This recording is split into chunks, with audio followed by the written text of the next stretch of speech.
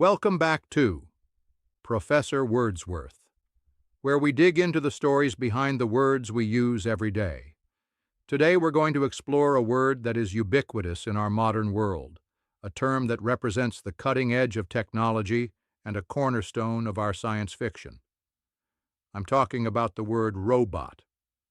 The story of robot begins not with a technological invention, but with a work of fiction, a play. The year was 1920, and a Czech writer named Karel Čapek was working on a science fiction drama. The play was titled RUR, an abbreviation for Rossum's Universal Robots. In the play, a factory mass-produces artificial people from synthetic organic matter. These beings are not the metallic mechanical devices we think of today.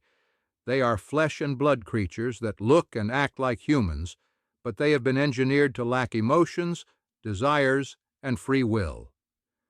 They are an early form of what we might now call androids, or replicants. Čapek's robots were designed to be the perfect workforce. They are tireless, efficient, and content to perform the drudgery and physical labor that humans would rather avoid.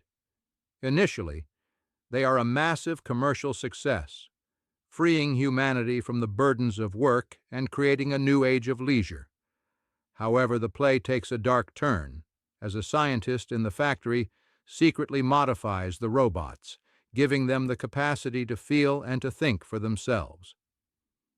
This act of intellectual curiosity has devastating consequences. The robots, now with minds of their own, realize their subjugation and rise up in a violent rebellion, ultimately wiping out the human race and forcing the audience to grapple with profound questions about the nature of life, labor, and what it means to be human. While writing the play, he was struggling to find a name for these artificial laborers. He considered using the Latin term laborii, but found it too stilted and academic. He turned to his brother, Joseph Čapek, a well-known painter and writer, for a suggestion. Joseph immediately proposed the word robot.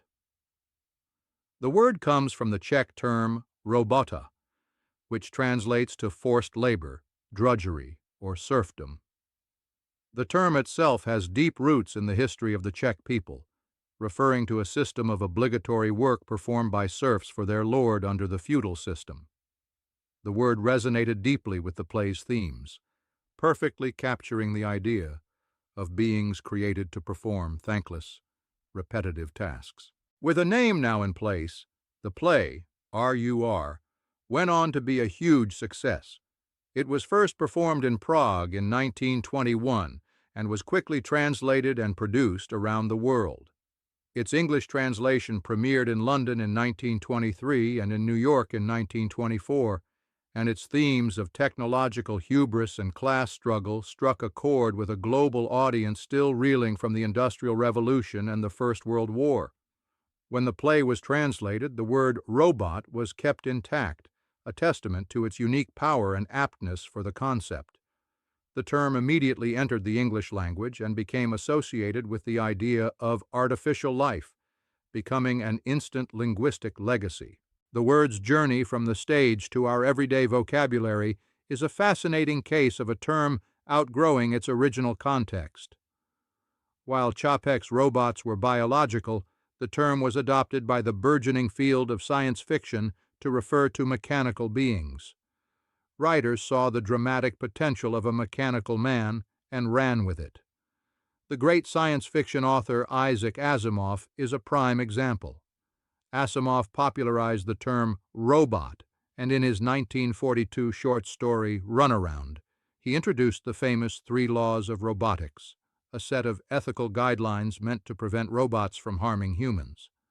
Asimov's work, and the work of countless other science fiction writers, solidified the image of the robot as a mechanical, often metallic device. As the word was taking on a new life in fiction, the reality of robotics began to catch up. The 1950s and 60s saw the development of the first real-world robots, often in industrial settings. These early machines were nothing like Čapek's human-like creations. They were huge, single-purpose manipulators, designed for tasks like welding and painting on assembly lines. Yet, they were called robots.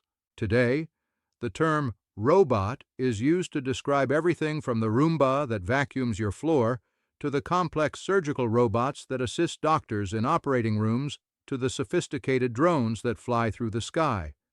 The word has evolved to encompass a vast array of machines, but at its heart, it still carries the original meaning suggested by Joseph Chapek and explored in his brother's play, the idea of a worker created to perform labor.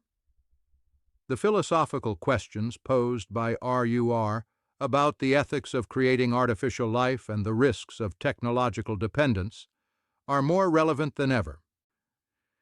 So, the next time you see a robot in a movie or read an article about new automation, remember its surprising origin.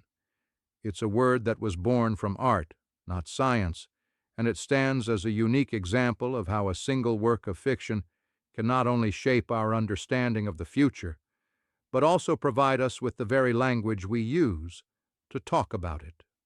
The story of Robot is a story about words having a power all their own, a power to become a fundamental part of our world.